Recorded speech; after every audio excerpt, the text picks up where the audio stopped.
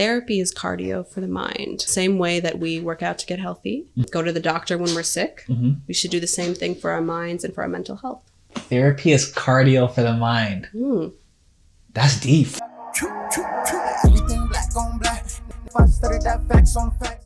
Welcome back to another episode of the Black is the New Rich podcast. And today we got a very special guest. She's doing something very innovative. And also, wait, I got to mention that she's all the way from the UK today, blessing us with her presence. She's doing something very innovative, but I don't want to keep talking too much. I want her to introduce herself. Well, thank you for having me. And what a nice intro. I'm Micheline. I am a scientist. I work in research and policy and climate change and nature.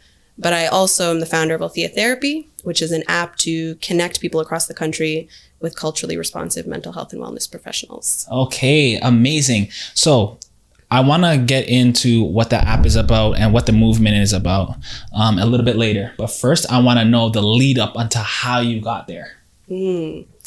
So I feel like so many other businesses started in the pandemic. You know, so mine started at the height of the pandemic. This too. Yeah, exactly though. So many businesses sprouted up then, and mine did, but mostly because of the rise in anti-Black racism, anti-Asian discrimination globally.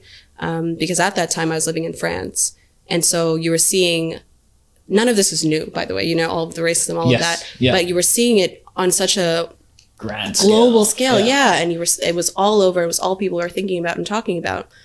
And while it was happening during the pandemic, everything was heightened, you know? And so I started looking for ways to help these communities. And I think primarily communities where you don't talk about mental health. And our community. It's something that's just not talked about. And so, when you're going through all of this, you don't even know where to start. You don't know where to access any of these resources. And so it just started out as a project that I was working on and taking courses and, doing different workshops to learn about how I could build it and pestering lots of friends and people who work in, the development space, but also the mental health space. And that's really how it started. It started as a side project and just kind of grew into this community tool. It's a movement now. Yeah. Jeez. That's nice. So make me write that down. It's a movement. So I want to know who, I know you mentioned it a little bit earlier, but I want to know who exactly is this app for and what type of age or what they're maybe going through, what's going on. Yeah, well, it's a lot of things. I mean, we primarily focus on Black, Indigenous, and racialized communities. But we also, one thing that I like to say a lot is that we provide culturally responsive mental health support. And what does that mean exactly? Yeah, so I like culturally responsive over culturally competent or culturally sensitive because there's action behind it. So it's how a therapist or a mental health professional responds to and creates space for a client's cultural context, but also understanding how their perceptions of distress show up in their life. So for instance, if you're a therapist, do you understand how oppression shows up in their lives? Do you understand how their social identities impact and influence their perceptions of distress?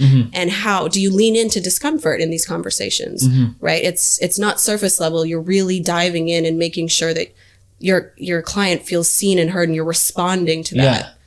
So do you have a different system that you're vetting these therapists? Because I feel that is super deep.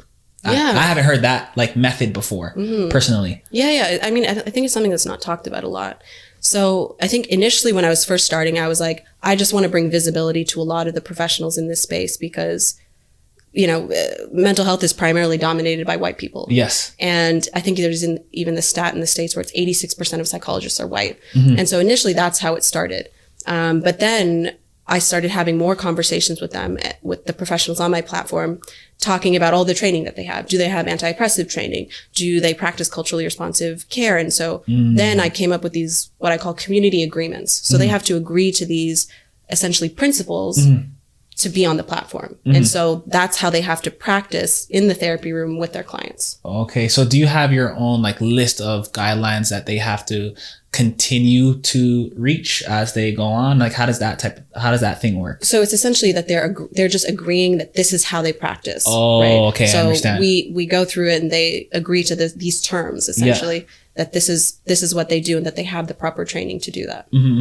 So obviously mental health is a huge thing today, and we just lost somebody, a DJ on Ellen's show, and I actually didn't know him prior, and Damien mentioned him, and I was like, oh, who's that? Like, you know, the scary thing for me was when I was doing my research on who he was, I was just scrolling down his Instagram, going down the black hole of his Instagram, and I would never realize that he may be going through something. He looked like the happiest person. He had kids, he had a family, and I think that was surprising for me. What did you think about that? I thought that was heartbreaking because I followed him from like when he first started on So You Think You Can Dance, and he's a fantastic performer, like an overall good human, you know. Yeah.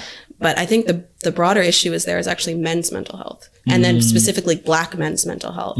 It's such an overlooked area. Very overlooked. Yeah. Very overlooked. It's just a space that needs so much more attention, nurturing, cultivation, because a lot of these young boys, and specifically young Black boys, you're raised to believe that, you know, emotions mean weakness. You don't have any safe space where you can actually come out and talk about all these things.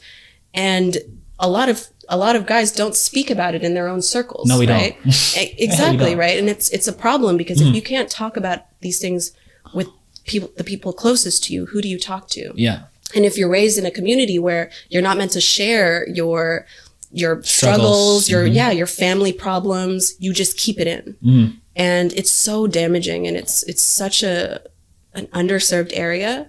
And it's really scary that we're not doing more for men's mental health. Because even just thinking about like growing up, I feel like we just started tapping into our emotions late, and I'm already 33, like, you know, so like I just feel like the men and the friend group, like we never even thought about talking about emotions. But now I think about maybe some of the things that I've done in the past. Well, that was like me projecting, me trying to ask for help, but I didn't really realize. So what I want to ask, with your movement, are you focused on men as well? Yeah. The thing is, I would love to do more in that space. But it's interesting because the majority of my community is women. Yeah. Right. And so I have a certain portion of them that are men, and they're really engaged. And so it's actually trying to find more ways to bring them more into the fold. Yeah. And that's also on me because I need to create a space where they feel comfortable enough to come into that. True. And so I think it's me who needs to build more of that into it. It's society where we need to make them feel comfortable enough to seek out these spaces. And I think there's so many layers to it because it's not as simple as one person doing this thing, and it's a collective. 100%. Do you think like it's more men reaching out to men, or like you said, you feel like you need to take more responsibility in that role, or do you think it's more women reaching out to men, or is it a collective thing? I think it's a collective thing. It's everybody needs to do their part, because men need to also take a step, because if you need help, you have to take that step to ask for it. But then it's also everybody else's responsibility to create a space where they're comfortable enough and safe enough to do that. So take me through the process. So for example, if I'm interested in your services or in your community, and am I calling, or is it over Zoom? Like, how does that sort of work? Yeah. So the app is essentially what I call like a connection space, right? So you come onto it, you scroll through all the profiles, and you... Like you're seeing different therapist profiles. Exactly. And the reason why I didn't do a matching platform is because within our communities, you already don't know what's out there. Yeah. So I wanted you to be able to see the variety of professionals that are available, right? Like, you know, maybe all you know is a psychologist, but there are like expressive arts therapy, holistic wellness professionals, psychotherapists. There's so much out there. And so you need to know what's available before you maybe know what to seek out. And so you go there, you reach out to them, you ask them questions, you can book free consultations. Amazing. Yeah. And then the actual therapy sessions occur with the therapist. So I just connect you to them. Oh, yeah. So you just connect the dots. Yeah, we're just connecting because I'm really just trying to create, an easy platform. Exactly. Yeah. And so now we're also launching other programming, but for people who are new to therapy or not sure where to start, because it's the same thing, right? Yeah. There's a lot of people who are like, I'm really interested in diving into mental health and learning about myself, but maybe I'm not yet ready for therapy. Okay. Maybe I'm not ready to do one-on-one talk therapy? How do I learn on my own? And so that's what we're also building now to help people who are working through stress and anxiety. Yeah. And so that's a separate program that's launching in January. But Amazing. it's because I realized when I was going through all of the data within my own communities, tons of them were new to therapy. Really? And which is huge, especially in Black and racialized communities. And a bunch of them were struggling with anxiety. And so it was trying to figure out, how can I create something that's going to help them, manage all of these things and learn on their own. And then when they're ready, they can then go to therapy and go back into the platform. Like you're nurturing them first. Yeah. Okay, wow, that's deep. I feel like it's a lot of work, but it can be done. Yeah. So when you're coming up with this movement, this idea, did you think of, I know you thought of the movement first, but how did you get to like building an app? Like where did that thought come from? Yeah, so that was actually just really trying a bunch of different things out. And I consider myself an accidental entrepreneur because I did nothing that I did in the beginning was intentional. Yeah. It was really by accident. And so I started taking different courses and learning about what's out there, and started building from scratch. And so the way that I also look at, people who are interested in doing this is there are so many different tools that are available. And so I built my product lean. So I built a lean MVP. So I built it the cheapest and most affordable way possible to make sure that I had a market. Yeah. And like for social proof, or for proof of concept. Exactly. Right. I wanted to make sure I had this like product market fit. Yeah. Like, do they actually need this resource, and are they willing to pay for this resource? True. Right. Because otherwise there's no point in doing it. Yeah. And so that's kind of how I started. And I started booking calls and asking lots of questions with therapists that were not within my community and others that were friends and family. Yeah. And then I started, pestering my partner who works in development to understand different things when I was building, and then bringing on consultants. And so it was a lot of just piecing things together at first. Okay, dope. And you mentioned a cost aspect. Is there a cost for people to sign up on this app, or for therapists? How does that work? Yeah. So the app side is free. Okay. For users who are looking for support, and for therapists, they pay a fee to host their profile on the platform. Oh, okay. So you're kind of like bringing them traffic. So, and then when they close on their, let's say, client, then that goes to them, kind of thing? Yeah. I don't take any fees from their clients. Oh, that makes sense. Okay. So a lot of people they want to start apps and they don't necessarily know where to go or how to start. What advice do you have for them to what would be like the first steps to do? So I think the first thing I like to tell people is, first, decide if you actually need to build an app for whatever you're doing. Like if you're building a business, do you actually need an app? Because they're costly. What are the deciding factors to figure out if you need an app? So it completely depends on what your business is, because there's so many different businesses out there, and sometimes this takes testing. You're not always going to know right away, but sometimes figure out what your goal is, what you're trying to achieve, and can you do that with just a website? First thing is what I would say. True. Can you do that with just a website? If not, if you require more engaging features and other tools and all of this stuff that cannot be built with a website, then I would say definitely explore apps, because there are downsides to apps too. Yeah. So you have to consider that and think about who's your audience. Is your audience more likely to download an app on their phone with all these storage issues, or are they more likely to use their desktop and sign onto your website and do it, or do it from their phone? So when you were going into this, I'm not sure if you can give this, but what was a ballpark price that you were kind of going into your app with? I don't like doing that, only because, again, the price can be discouraging. It could be discouraging, but it varies so heavily depending on what you're building. Okay. Because if you're building something that maybe it's not too complex, right? Okay. It's you've got some standard features. It could be fairly affordable for a business, right? True. Depending on who your developers are, where they're based, because obviously if you outsource to other countries, it's cheaper. Did you do that? No. So what I did is I actually built my app using no code, and then I integrated and used some development to build in other integrations, right? So that's why I say mine was really fitting pieces together. Yeah. Because for me, the best way to start out as somebody who works in a completely different field, not in the business field before this, is how can I test it? So I do everything by hypothesis, right? Yeah. So I built it no code, and then I integrated a bunch of things, brought on consultants, and then did some development work. So you're like learning as you go. Completely. Like I was learning as I went. And so that's how I did. And so I really, I encourage people to look into a lot of the tools that are out there, because I promise you there's going to be something that you can use to build what you're looking for. Okay. And what are some challenges that you're going through right now, would you say, to get to like the next step or where you want to go?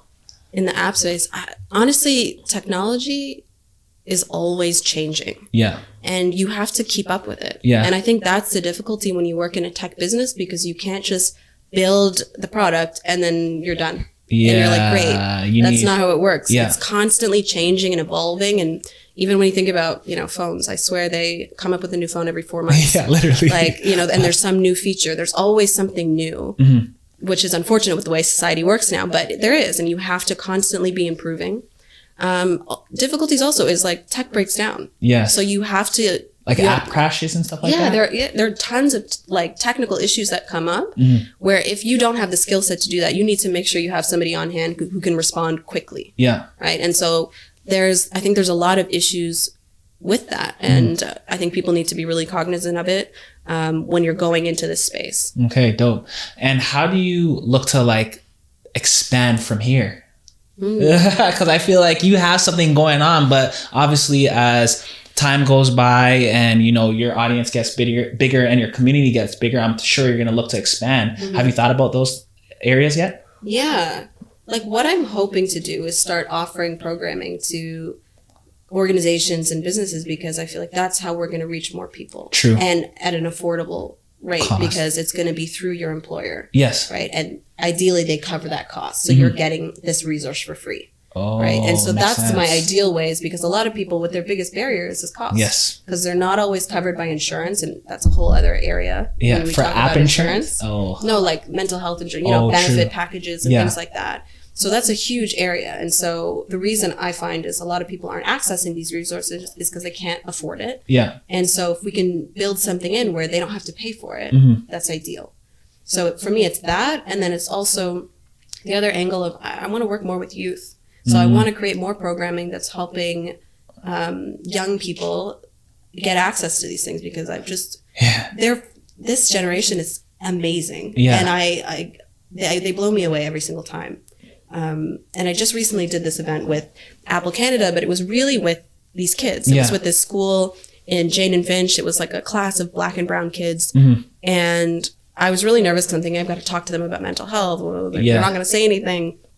They were fascinating. They knew so much. Their wealth of knowledge was insane. Really? How old? They were ranged from grade 2 to 5. They were that young. 2 to 5. I think you're going to say some teenagers. No, they were young. And so that's why I was nervous, right? And I had kids who were telling me what mental health meant to them. And they were saying, it's your feelings and your emotions. It's how you calm down. Really? And one kid told me, it's mental health can be really damaging. And he said, but mentally and physically.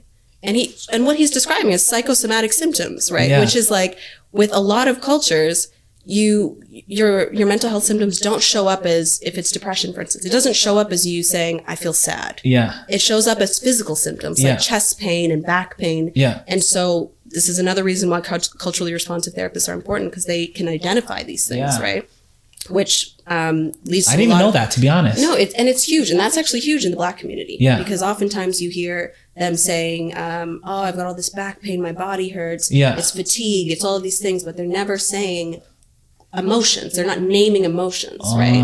And so I'm like now sidetracking, but like when you have therapists who don't have this training, it actually leads to significantly more misdiagnosis, poor treatment outcomes, and more distrust between therapist and their client, because they're not getting what they need out of it, because you're not identifying the correct thing. Yeah. Right. And so there's been so many cases of therapists sending a client to like a medical doctor for something. You've got all this pain, you go see a doctor. Yeah. And then they're not getting the right help that they need, and it's a cycle. Yeah. Right. And so we also need to address the history behind a lot of this, because when you talk about distrust within these institutions, it goes way back. It goes way back. You have to think about it, because it's like I think the stat is Black and brown people are 4 times more likely to be admitted to a psychiatric unit than white patients. Why? Right? Why? Yeah, why? Exactly.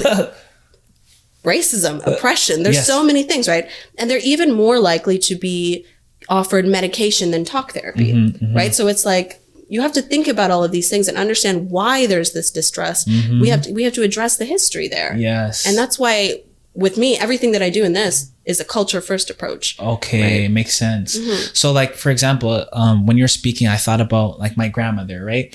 And the way they force pills down her, those blood pressure pills and all that. And I always, from growing up, I always used to say or think like, why are they doing this to you? Like, you know, because I've seen how it has crippled her over time. And I just feel like something like that, like blood pressure pills, and she could have been treated with therapy. Maybe. I'm not going to speak to that because I don't know. Yeah. Okay. Fair. It is. There's a lot of cases like that, right? Like you always have to wonder, well, what was the first option did they offer her? You know, for support. And I also have to say, I'm not a therapist, so I always have to tell people that, because I find with this business, people you have to be careful. Open up and ask a lot of questions that I'm not qualified to answer. Right? Fair. But I think there's a lot of cases like that where you wonder why they weren't offered a different type of support first, you know, and you'll see that play out in a lot of other scenarios, right? So even talking to you right now, I feel like you're going through a huge transition. Like you were telling me that you're a scientist, right? And this field, if it sounds a lot different, do you feel like it's like a new purpose for you, or like, how do you feel about that? I love that question.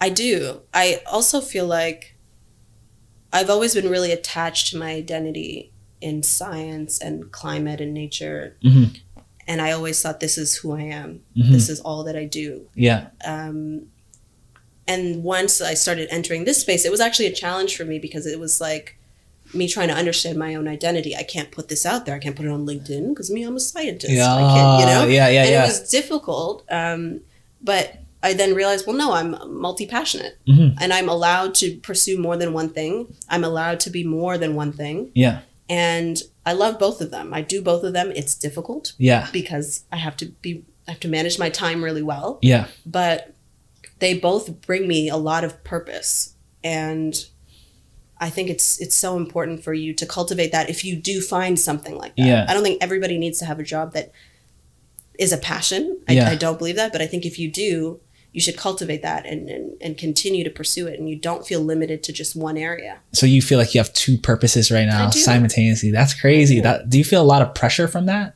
I do. Yeah. And like, how do you deal with like your bad days or your overwhelming days? I think being in the mental health space has actually helped me a lot, because I check myself more.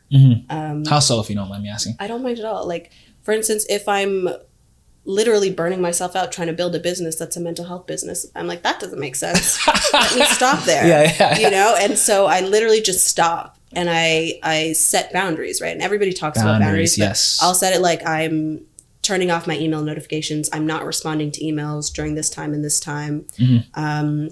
Or I time block, you know, so a lot of it for me is about time management. Okay. And saying no to things. And I know people mention that a lot, but it's saying no in terms of, I can't do this right now. And that's important for me. And it's difficult for me. It's something I still struggle with, because I have not mastered it, but it's a process and a journey. And each time I get a little bit better. Yeah. And so that's how I've been working through it. Okay, dope.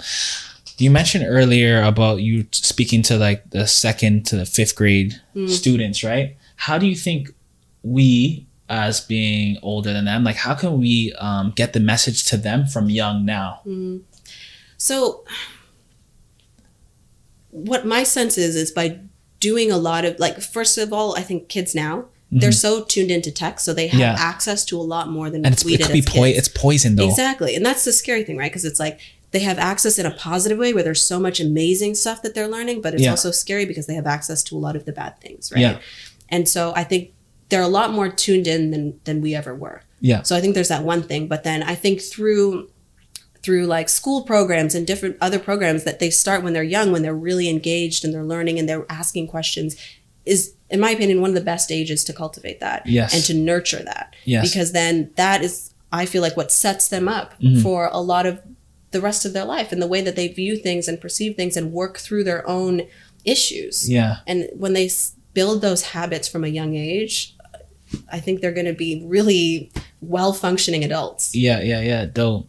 And another question I just thought about right now, you're essentially running a faceless brand, right? And in 2022 going to 2023, I feel like with social media being what it is, it's like hard to do. Everyone's in front of the camera talking, but you're managing to run a lot behind the camera. How do you feel about that? I'm conflicted about it because How so? Only because I actually hate putting my face on everything. Okay, fair. Yeah, like Why? I don't know. I think it's like, oh, I just want my business to succeed because it's great. You know, not because it's you kind of thing. Okay. And I think it's that, and maybe that's my own insecurity as well, right? Like, because I've had social media managers who are like, oh, but the posts with your face do so much better, or when you're in it, and I was like, but it's true. Are you introverted? So I'm more introverted. I'm a bit of both. Cusp. Yeah. Like some days I'm more introverted, but I'm more introverted generally. Okay. And so I find that difficult. But then I realize I do see more benefits for my business and for my community when I do it. So that's where I'm like, well, I should put my face out there because then that's how I help more people. And so that's where the conflict is for me. And so I'm trying to do it more.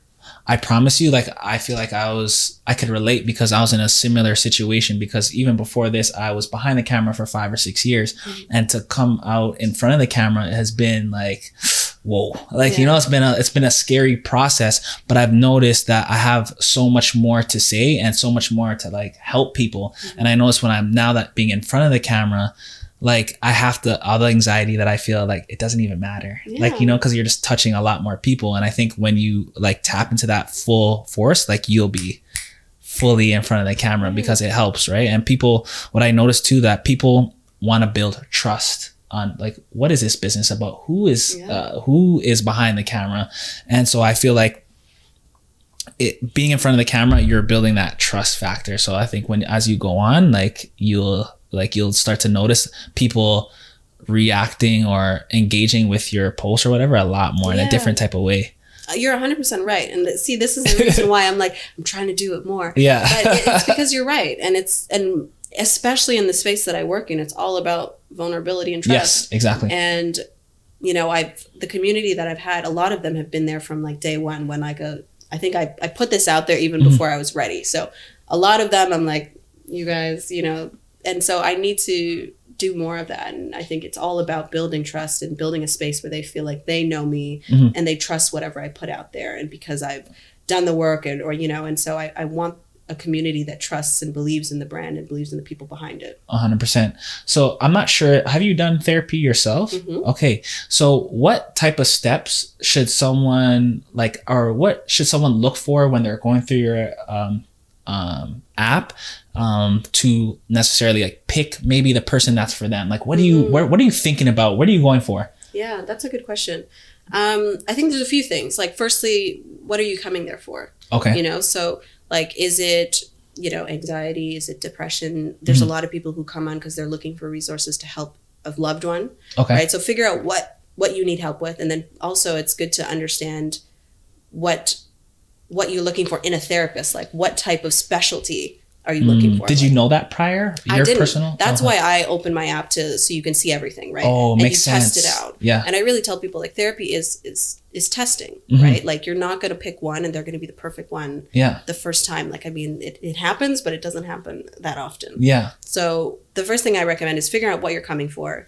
Figure out what type of therapist, like ideally if there's a specialty you're aware of, some people like CBT, some people don't. So make sure that might be, if that plays a factor. If you don't know, then that's also okay. Yeah. And what I recommend is most therapists, not all, most of them offer free consultations. Okay. So you book a free consultation with them. Is that kind of like feeling them out? Exactly. Or? Okay, cool. Yeah. So you can go on the app, send them a few messages, ask for some availability. You book a consultation. You could jump on a call. You talk usually for like 15, 20 minutes. Yeah. But then you ask them questions and you can also gauge like, how comfortable are you talking to this person? And people, that's underrated because you get a vibe when you're talking to people, right?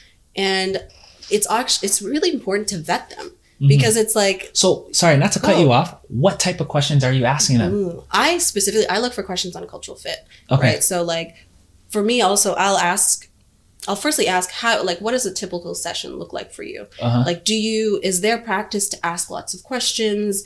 Is it to, you know, help you identify like negative thought patterns and different things in your life? Is it more of a conversation, or are you the type more where you want to create space for them to speak and you're more of like a listening ear? You might identify a few things. For me, that's really important. Okay. Because I want an active participant in this. Yeah. You don't want to just hear yourself speak. No, I don't. I don't at all. But some people, that's what they need, right? And so for me, that's not what I need. So I need to know that. And then I will ask questions about, like, if they're not a person of color, and this is also a thing, because there's great therapists out there who are not, but if they're not, I ask questions like, what's your experience working with marginalized communities? What's your experience, like, even for men, right? It's like, what's your experience, like, you know, talking about toxic masculinity and different things like that, because you want to be able to be in a space where they know you, or know your background. They understand those things, right? So for me, I ask all of those questions, and also I have a checklist y'all can just download because there's questions, right, to help guide you. But it's ones like that, like if those are the things that are important to you, if let's say the things that you're struggling with are about, like, you know, you feel anxiety about work because you feel discriminated against, or you're in a primarily white workplace and you feel out of place, or you don't feel like you can be yourself. Those are the types of questions you actually want to ask them, what their experience is with them, or, you know, what advice would they give, and things like that. You want to ask because you're going to know how you feel once they respond. Right. And I think it's really important to use that time to make sure that they're going to be a good fit. Right. And you test them out, you know, maybe you do a few sessions, you learn a bit, maybe they're not, you try somebody else. Right. But I really want people to know, don't be discouraged if the first one doesn't work out. Okay. I've heard that a lot. I've heard, I tried and it just wasn't feeling it, and they never went back. Exactly. Interesting. I want to give you a scenario.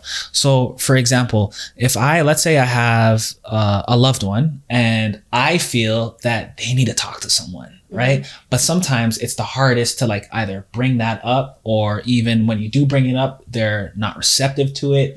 How do you go about those type of situations? Or how would you? Yeah, that's a really difficult one, because I really feel like in when you're talking about mental health, that person needs to be ready. True. You cannot force them to do it, because if they're forced to do it, they're not going to be open. They're not going to be trusting of the process. They're going to try and just get through it.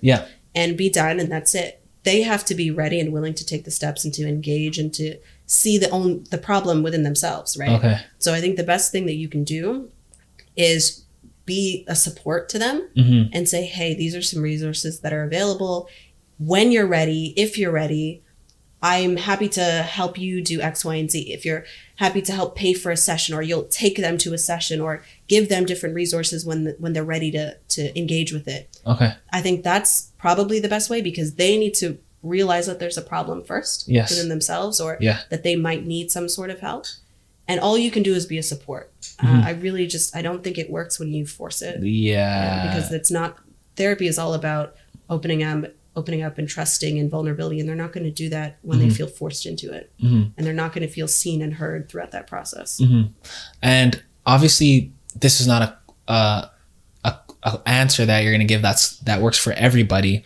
But when you go to therapy, like, for example, I've never been in therapy, so I'm not sure, like, let's say I was to inquire tomorrow and I find someone I like, am I supposed to, like, just say everything that's going on in my head, or, like, how does that work? No, the thing is, it's interesting. I say do whatever feels comfortable. Because if you're somebody who's comfortable sharing from jump, do that.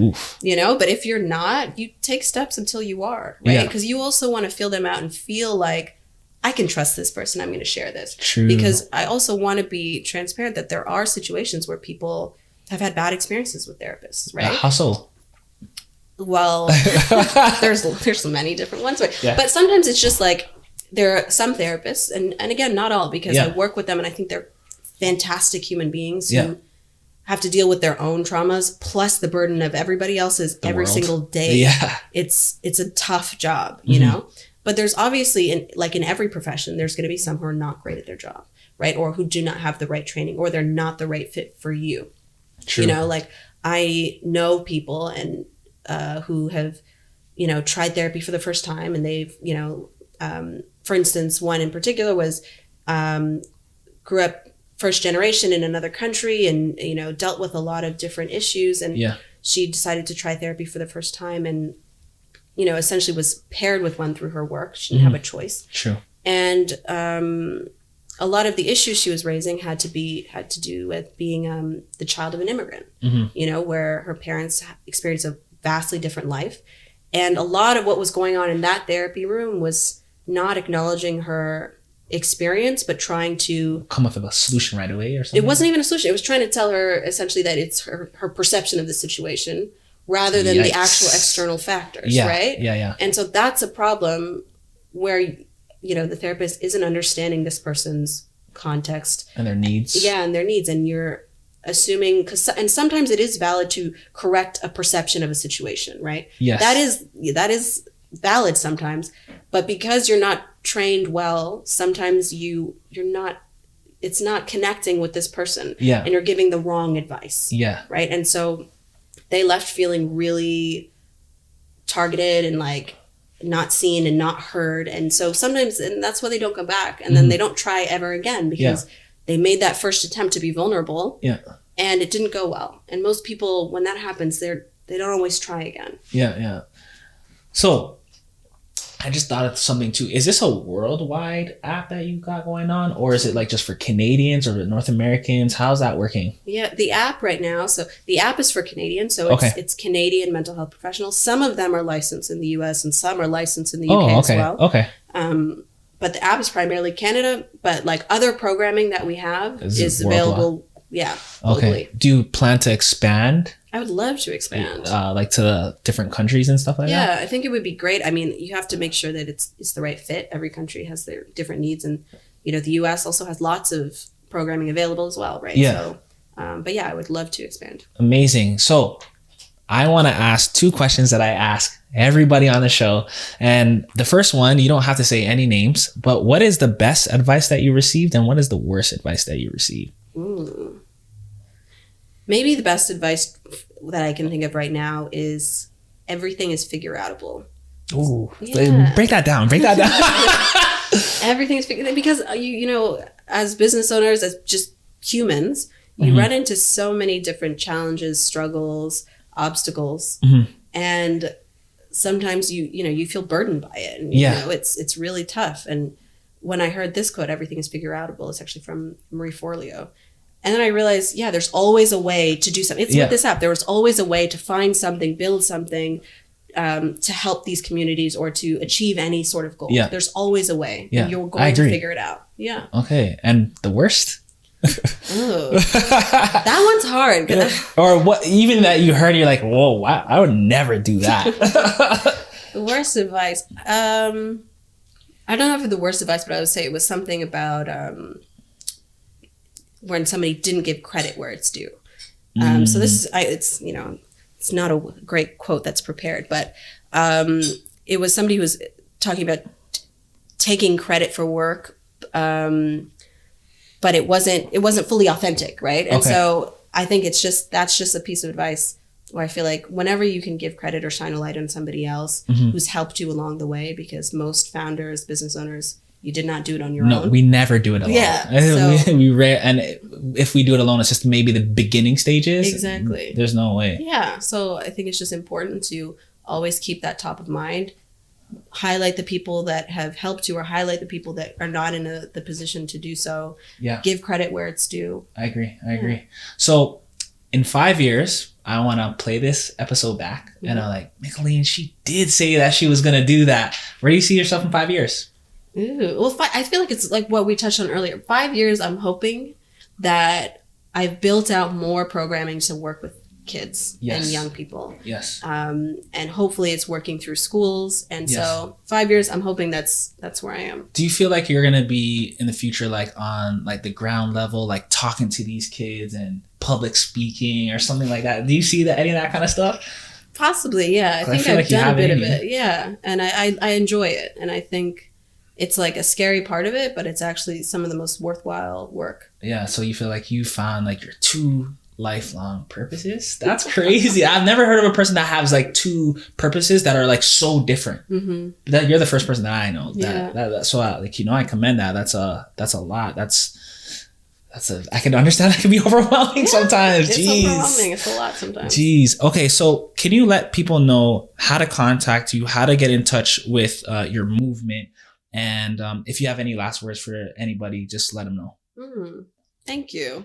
I think firstly, you can follow us on Instagram, which is @AltheaTherapy. You can join our newsletter, which is probably where the most engaged people in our community are. So you can sign up on our website, which is www.altheatherapy.com. And the quote that I'll leave you with is, therapy is cardio for the mind. Ooh. And so remember that, because the same way that we work out to get healthy and go to the doctor when we're sick, we should do the same thing for our minds and for our mental health. Therapy is cardio for the mind. That's deep. That's not my quote. It's from Lovey Ajayi Jones. Okay, that's deep, because honestly, like even just touching on that, mental health is like invincible, like, or you don't really see it like on the normal person, but like we do spend so much time in the gym pumping weights, or we do spend so much time playing basketball, doing all these things, but our mental health is literally just as important. Therapy's cardio for the mind. I'm gonna take that one. Okay, lit. And also, I want to thank you for coming, because obviously you're coming from afar and you have a lot to do when you get down here. And I do think your movement is gonna be huge, and it's needed, especially in our community. And if there's anything that we can do to help or push this message forward, just obviously let us know, especially for our men, because I really think that we need it. And I feel like this is the time for us to push that message, because there's so much media and there's so much outlets. So I want to thank you again. Thank you so much for having me.